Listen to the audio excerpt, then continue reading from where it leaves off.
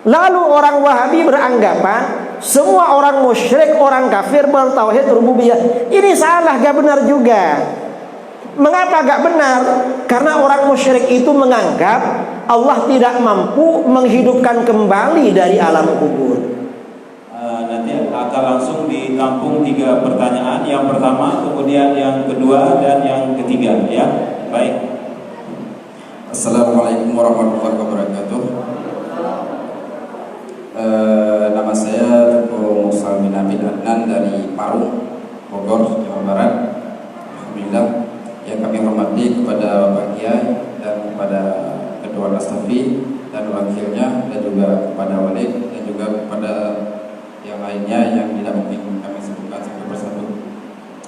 Jadi tadi Pak Kiai ada menyinggung tentang masalah tauhid, yaitu Nabi bersifat dengan sifat basyariah. Jadi ada pertanyaannya sedikit sebelumnya. Tadi Nabi tidak boleh mempunyai sifat yang dapat menakuti manusia atau lari manusia daripada Nabi. Artinya tidak boleh jelek, tidak boleh kurang tampan lah kan. Jadi ada satu Nabi seperti yang kita ketahui, yaitu Nabi Ayub. Dalam kisah riwayat yang kita dengar dalam ceramah, mungkin bahasanya lebih balaghah. Artinya pernah ditimpa oleh satu penyakit yang digigit oleh ulat, tinggal hati dengan lidah. Itu sebenarnya bagaimana? Karena sifat Nabi tidak boleh yang bisa lari daripada manusia. Yang kedua, menyinggung tentang masalah tauhid. Pada masa Rasulullah SAW tauhid tidak pernah dibagi, sehingga sekarang telah banyak gencar di kalangan masyarakat bahwa tauhid itu dibagi kepada 3, yaitu tauhid uluhiyah, rububiyah, dan asma wa sifat. Jadi bagaimana penjelasan di antara 3-nya? Yang jadi pertanyaan yang selanjutnya adalah sifat rububiyah dengan rabbun, di mana perbedaannya? Itu. Yang selanjutnya yang ketiga, cukup 2 saja. Nanti kita bagi dulu, kalau ada kesempatan yang lain kita kembalikan lagi. Ya, cukup. Terima kasih. Assalamualaikum. Baik, yang kedua, pertanyaannya kalau 1 lebih bagus, 2 saya bagus-bagus saja. Ya. Jadi kita kasih kesempatan supaya semua kebagian. Baik.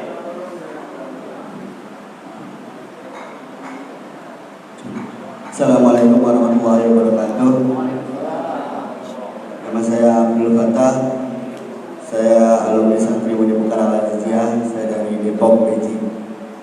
Yang ingin saya pertanyakan adalah bagaimana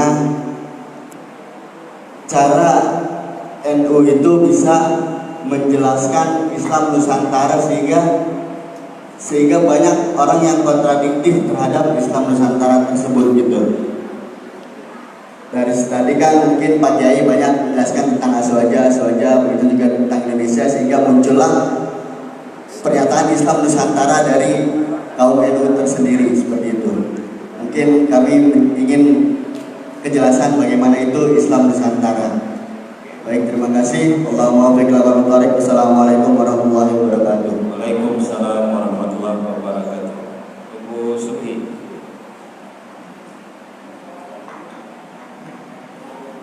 Assalamualaikum warahmatullahi wabarakatuh. Yang saya muliakan Kiai Idrus Ramli dan para jemaah sekalian, langsung saja. Saya dulu pernah ditanyakan tentang masalah tauhid, dan sampai saat ini masih bingung sebenarnya, khususnya tentang permasalahan tentang Qadariyah, Jabariyah, dan Ahli Sunnah wal Jamaah, tentang permasalahan tentang ikhtiyar. Karena dalam Al-Quran sendiri dijelaskan di dalam surah As-Saffat, wallahu khalaqakum wa ma ta'malun. Nah, Allah menciptakan kita semua dan juga pekerjaan kita. Jadi pada posisi ikhtiyar ini merupakan salah satu asbab Allah mengazab kita dengan kesalahan. Tetapi pada hakikatnya waktu itu ditanyakan bahwa ikhtiar itu adalah kehendak Allah sendiri. Jadi pernah saya tanyakan kepada orang Beliau menjawab, ikhtiar hanya sebuah sebutan di dalam Ahlussunnah. Pada hakikatnya kita tetap majhul. Mohon penjelasan dari Kiai tentang masalah ini untuk lebih mencerahkan. Lebih dan kurang saya mohon maaf. Wabillahi taufiq wal Assalamualaikum warahmatullahi wabarakatuh. Baik, mau langsung Pak Kiai apa saya ulang lagi? Enggak usah tadi. Terserah. Ya. Tadi dari Bung Salmina dari Paru tentang sifat basyariah yang tadi disampaikan bahwa Nabi punya kelebihan dan tidak boleh kurang dari. Namun bagaimana halnya dengan Nabi Ayub alaihissalam yang kita tahu beliau ditimpa dengan berbagai macam penyakit. Kemudian tentang pembagian tauhid di masa sekarang yang dibagi menjadi 3. Kemudian yang terakhir dari Abdul Fattah, hubungannya dengan salah satu ormas yang seolah-olah mengagung-agungkan tentang Islam Nusantara dan bahkan menjadi pioner untuk mengembangkannya. Bagaimana pandangan kita seharusnya Ahlussunnah wal Jamaah. Kemudian yang terakhir tentang Qadariyah, pandangan Qadariyah, Jabariyah dan Ahlussunnah tentang ikhtiar dan sebab-asbab hukuman dari Allah Subhanahu wa taala. Kira-kira demikian Pak Kiai, 3 pertanyaan dulu. Makasih ya. Pertanyaan yang pertama, seorang nabi itu boleh sakit selama sakit itu tidak menurunkan derajat. Bagaimana dengan kisah Nabi Ayub yang katanya sakit sampai dijauhi oleh orang? Itu kata para ulama itu riwayat Israiliyah dan tidak bisa dipercaya. Tidak ada riwayat yang sahih. Para ulama kita mengatakan penyakit yang diderita oleh Nabi Ayub tidak menyebabkan orang lari dari beliau. Cuma sakit aja, karena sakit Nabi Ayub ini antara kulit dengan tulang. Itu penyakitnya. Bukan penyakit yang tinggal hatinya, tinggal apanya. Bukan seperti itu. Itu riwayat tidak sahih. Sama dengan Nabi Yakub. Nabi Yakub itu diriwayatkan buta karena ditinggal Nabi Yusuf.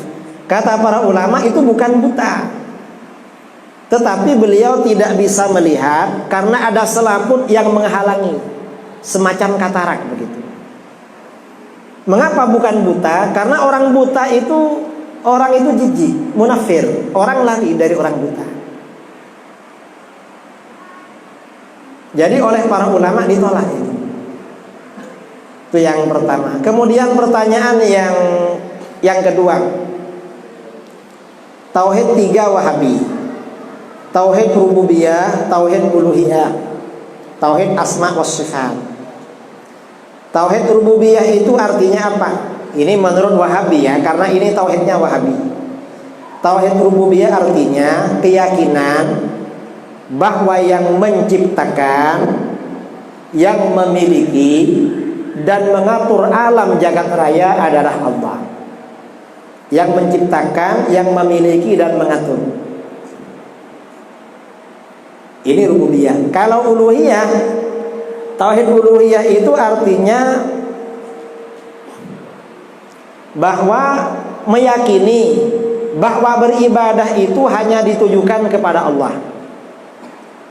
Selain kepada Allah nggak boleh beribadah. Ini uluhiyah. Nah, apakah ini salah? Kalau hanya pengertian bahwa yang menciptakan, yang memiliki dan mengatur alam jagat raya Allah, itu gak salah.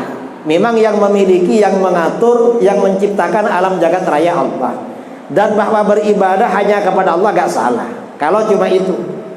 Tetapi ketika dirinci, ini persoalannya ketika dirinci.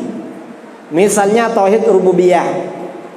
Tauhid rububiyah itu kata Wahabi, pengertian bahwa yang menciptakan, memiliki dan mengatur alam ini makna rububiyah.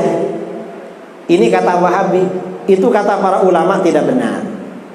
Mengapa? Makna ini bukan hanya milik rububiyah, tetapi juga miliknya kalimat uluhi.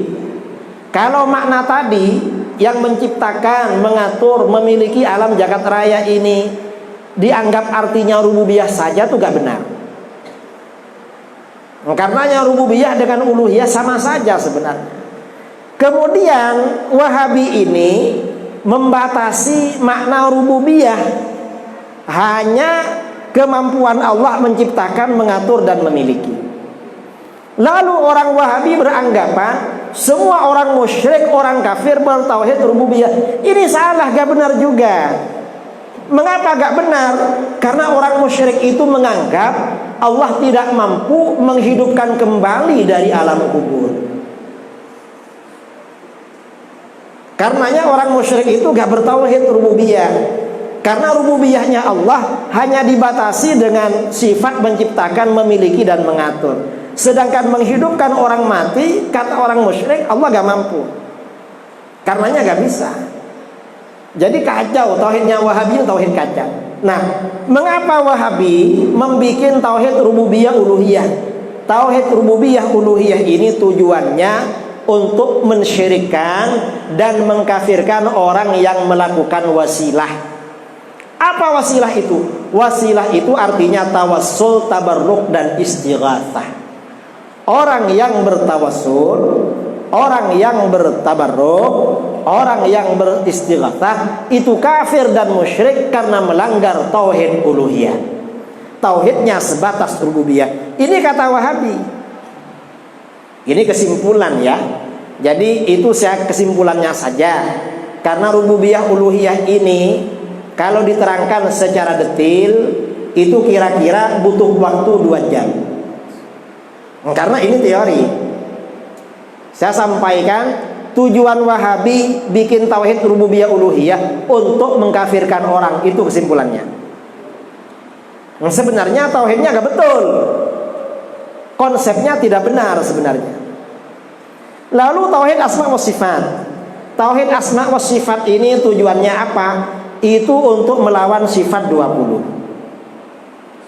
Kita ini konsep akidah tentang Allah itu adalah sifat 20. Kalau Wahabi tauhid asma wa sifat.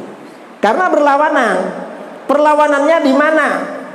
Kalau kita ditanya, kita ini kan mengapa sifat wajib 20? Kenapa sifat wajib bagi Allah 20? Saya ketika di pondok, kawan-kawan, teman-teman gak ada yang pertanyaannya kritis.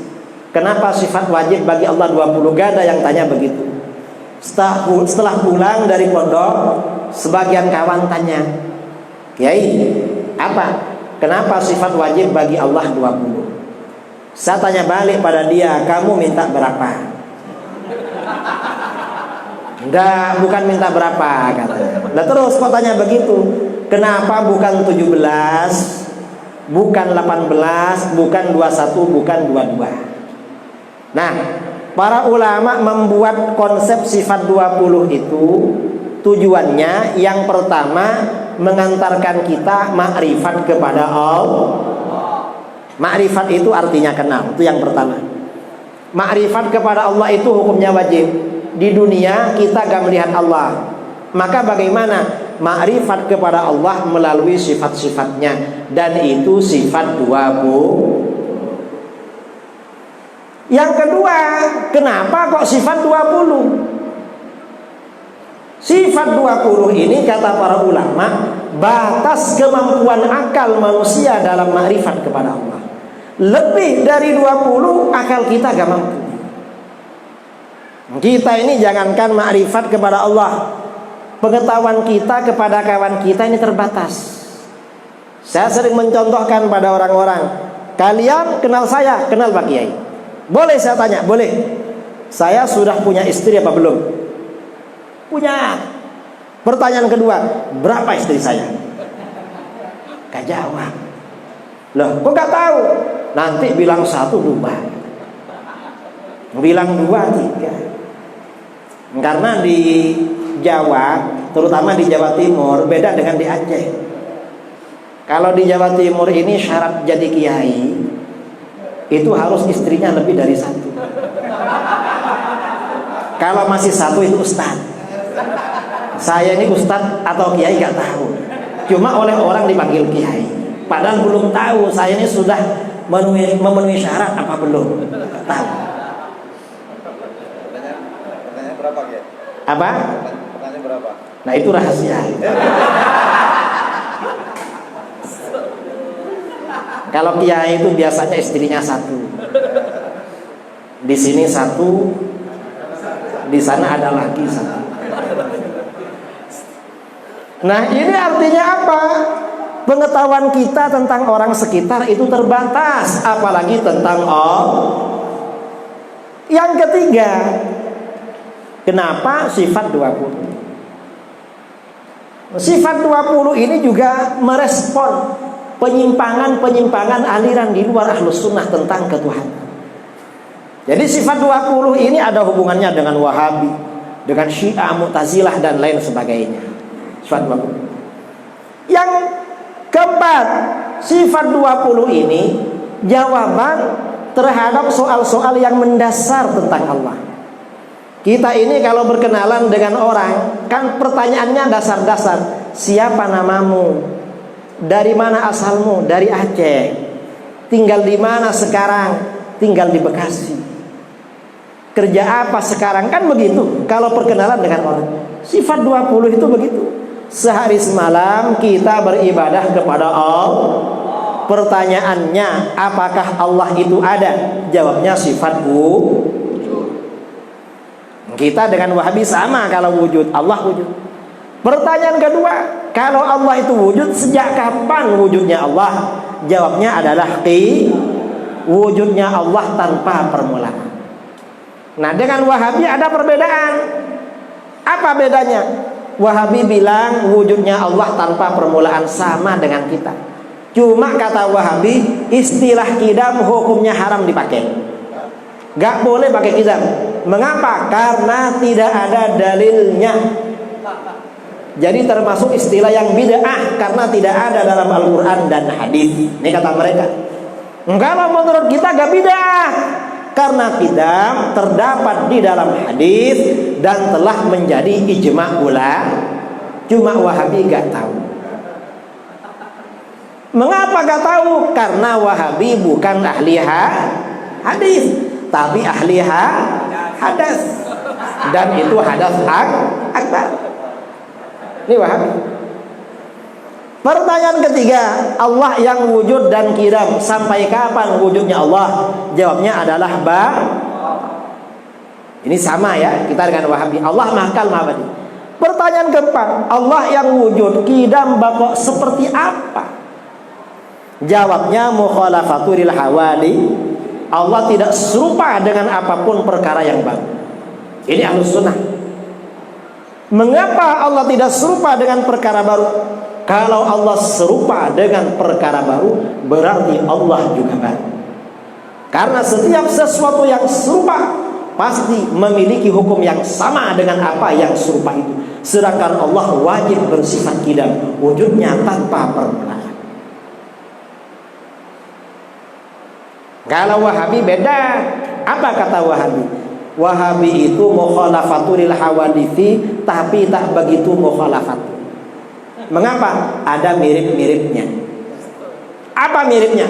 Kata Wahabi, Tuhan itu seperti seorang laki-laki yang masih muda, belum berjenggot, tingginya kira-kira 30 meter, besarnya 3,5 meter, kata Wahabi. Jawaban Wahabi mirip Yahudi. Kata Yahudi, Tuhan itu seperti seorang laki-laki, sudah tua, rambut dan jenggotnya putih semua, tingginya 30 meter, lebarnya 3,5 meter. Bedanya Tuhannya Yahudi lebih tua dari Tuhannya Wahabi.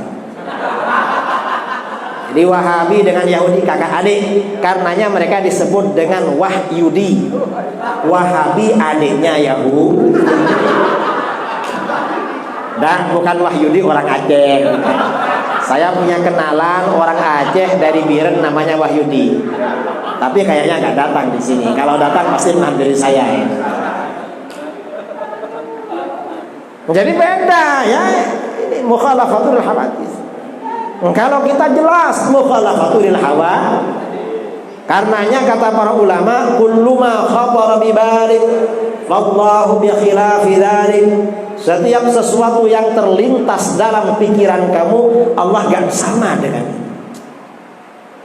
Ada orang memikirkan Allah, gak bisa, Allah gak sama dengan itu. Mengapa? Hasil pikiran manusia gak akan keluar dari apa yang pernah dia lihat, walaupun di alam nyata tidak ada. Tapi pasti seperti yang ada di alam nyata. Contoh ya, bangsa kita dulu menggambarkan makhluk yang namanya buraq.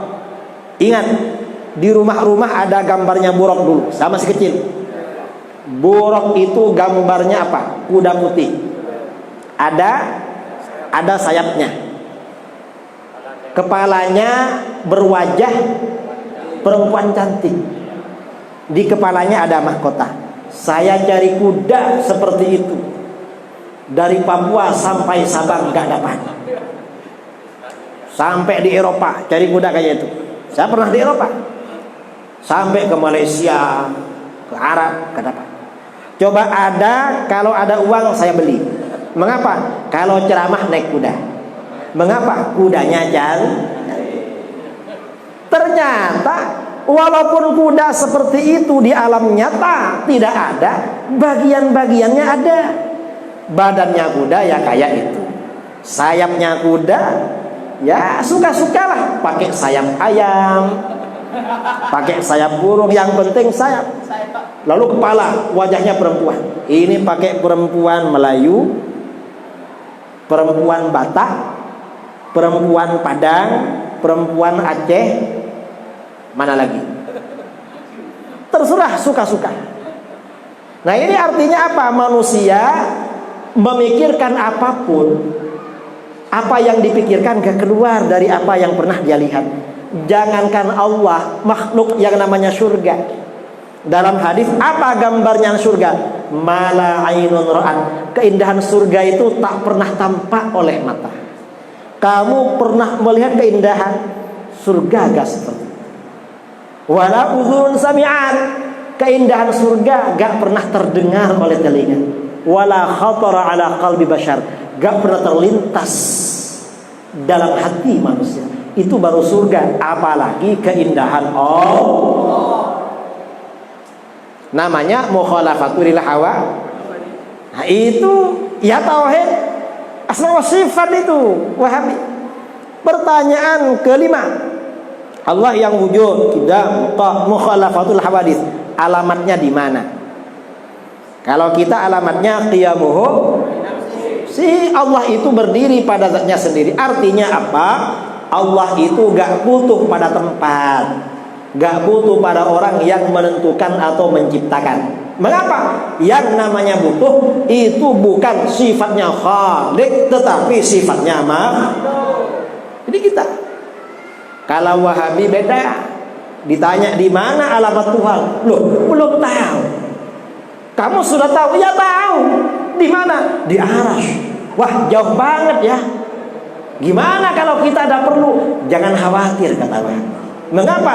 Setiap pukul 2 malam turun ke langit pertama di dunia. Ngapain turun? Kata Wahabi, untuk mendengar doa kamu. Makanya pukul 2 bangun. Wahabi ditanya, memangnya kalau gak turun gak dengar? Gak jawab dia. Mengapa? Kalau jawab nanti gak bisa jawab lagi. Kalau jawab, kalau dia jawabnya kalau gak turun gak dengar, kufur. Kalau dia jawab sebenarnya walaupun gak turun dengar. Takut ditanya lagi, kalau gak turun dengar ngapain turun? Lalu dia ditanya lagi, itu turun pukul 2 ikut waktu daerah mana? Apa waktu Indonesia, waktu istiwa? Kata dia waktu istiwa, jadi turun terus. Ditanya lagi, kalau turun terus lalu naiknya kapan? Kalau ahlus sunnah, Allah itu tidak butuh pada tempat, karena Allah maha suci dari tempat. Kata Wahabi, orang yang tidak beriktikad Allah tinggal di arsy kafir. Kita ini dikafirkan oleh Wahabi. Kalau kita gak mengkafirkan Wahabi, kata para ulama ahlus sunnah, Wahabi yang beriktikad Allah tinggal di arsy tidak kafir, tetapi sesat dan menyesatkan. Karena itu bukan alamat Tuhan, itu alamat palsu. Wahabi gak tahu itu. Ini pertanyaan keberapa? Kelima. Pertanyaan keenam. Allah yang wujud, qidam, baqa, mukhalafatul hawadisi, qiyamu binafsihi. Ada berapa? Jawabnya adalah wahdani. Allah itu maha Apanya Allah yang esa? Esa dalam zatnya, esa dalam sifatnya, esa dalam perbuatan. Nah, ini berkaitan dengan penanya ketiga. Apa yang dimaksud Allah itu esa dalam perbuatan? Maksudnya esa dalam perbuatan, semua perbuatan manusia sengaja dan tidak sengaja adalah ciptaan dan ketentuan Allah. Ini menurut Ahlus Sunnah wal. Kalau HTI, Syiah, Mu'tazilah beda. Kata HTI, Syiah dan Mu'tazilah, perbuatan manusia yang disengaja bukan ciptaan Allah, bukan ketentuan Allah, tapi ciptaan dan ketentuan manusia. Ini kata HTI, Syiah dan Mu'tazilah. Kalau Ahlus Sunnah, perbuatan manusia sengaja dan tidak sengaja adalah ciptaan dan ketentuan Allah. Manusia hanya punya ikhti, yang menentukan adalah Allah. Kalau menurut Jabariyah, perbuatan manusia sengaja dan tidak sengaja itu ciptaan dan ketentuan Allah. Manusia tidak punya ikhtiar, tetapi majbur, dipaksa oleh Allah. Ini perbedaannya kita dengan Jabariyah. Kalau kita yang membedakan, mengapa? Ada ikhtiar. Karena kita bisa membedakan antara gerakan tanpa ikhtiar. Contohnya gerakan refleks tanpa ikhtiar, dengan gerakan ikhtiar, misalnya ngambil. Ini kan ikhtiar. Bisa membedakan. Dan ikhtiar ini yang menjadi standar, orang dapat pahala, orang dapat dosa. Ini perbedaannya. Memang Ahlus Sunnah ini, kata Imam Ar-Razi, juga dalam kitab Tuhfatul Murid, Imam Al-Bajuri dekat dengan Jabariyah. Memang dekat, karenanya agak sulit membedakan. Tapi ya memang ada, memang ikhtiar kita tuh ada. Ada perbuatan yang memang kita sengaja, ada yang tidak kita sengaja. Itu yang membedakan. Mengapa begitu? Karena di dalam Al-Quran begitu. Di dalam Al-Quran ada ayat, wa ma ramaita idh ramaita walakinnallaha rama. Wa ma ramaita, kamu tidak melempar Muhammad. Ini namanya Allah menafikan perbuatan manusia.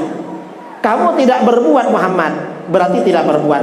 Idh ramaita, ketika kamu berbuat. Ini namanya isbat, menetapkan perbuatan manusia, berarti berbuat. Walakinnallaha rama, tetapi sebenarnya Allah yang melempar. Dicabut lagi oleh Allah. Artinya apa? Manusia melempar tetapi tidak melempar. Maksudnya bagaimana? Lemparan itu ciptaan dan ketentuan Allah, tetapi yang mengerjakan adalah manusia. Manusia itu maksudnya.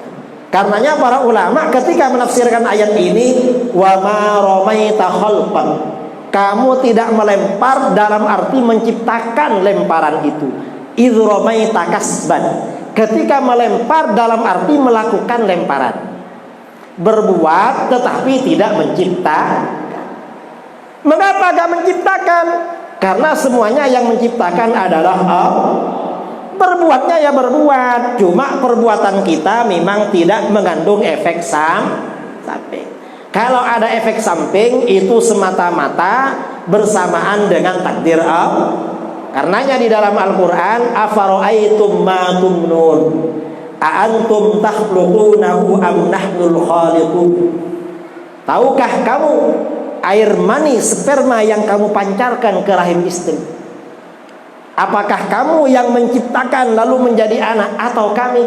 Allah yang menciptakan. Kita ini tidak menciptakan cuma melakukan. Anaknya tercipta apa enggak? itu terserah kehendak Allah. Ada kawan saya menikah, gak punya anak, bertahun-tahun gak punya anak, akhirnya cerai. Istrinya langsung menikah, langsung punya anak. Suaminya menikah lagi, dapat gadis, bertahun-tahun gak ada anak lagi, akhirnya cerai. Istrinya menikah lagi, langsung punya anak. Suaminya untuk yang ketiga menikah lagi, punya anak. Saya tanya pada dia, apa bedanya? Apa kamu salah jalan? Enggak salah. Ini namanya karenanya ketika di dalam perang Badar ya, dalam perang Badar Rasulullah ambil pasir, dilempar tentara orang musyrik dalam perang Badar berapa? 1000. Mata mereka kena semua.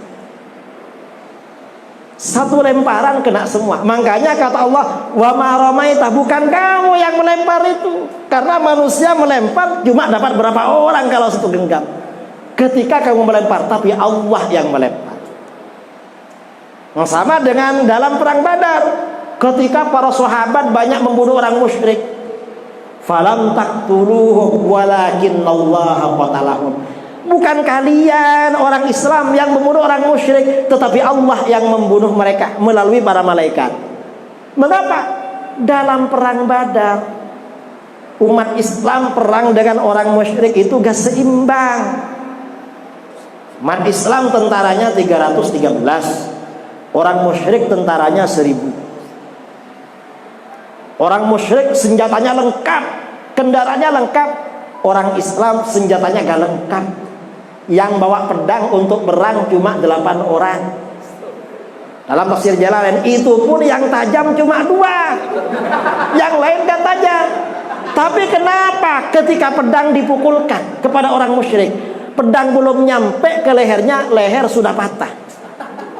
Makanya di dalam Al-Quran, falam taqtuluhum, bukan kamu yang membunuh, walakinnallaha qatalahum, Allah yang membunuh mereka. Mengapa umat Islam dalam perang Badar diberi kemenangan oleh Allah, ditolong? Dalam perang Badar imannya kuat-kuat, orangnya soleh-soleh. Kita ini nanti kalau soleh-soleh, imannya kuat-kuat, mau mukul mati duluan musuhnya. Sekarang kita yang kena pukul.